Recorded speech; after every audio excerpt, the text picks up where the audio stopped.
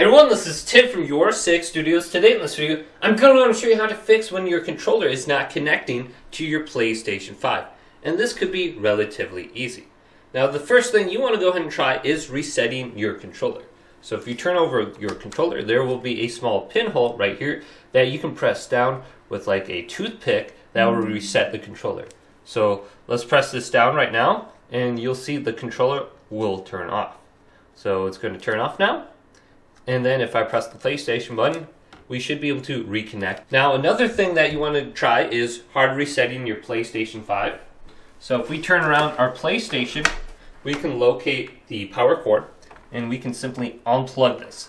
Now you'll want to turn off your PlayStation 5 first, otherwise you'll encounter a power off error. So hold down the power button right here and you can manually turn it off. So you'll hear one beep, then you'll hear a second beep, and this will completely turn off your PS5.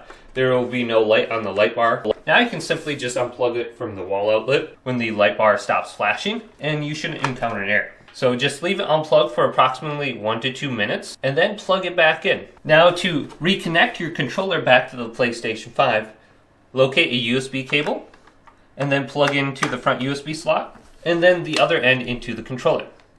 Then press the PlayStation button and you can turn on the PlayStation 5.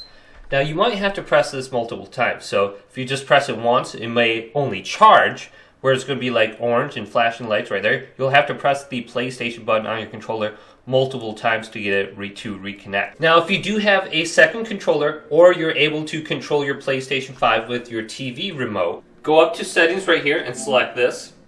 Then go on down to where it says accessories. Then go to Bluetooth accessories. Then go to your PlayStation 5 controller that you're having an issue with and it's not connecting. So if you already have it connected to your PlayStation and it's just not working, you could try forgetting it and then reconnecting it.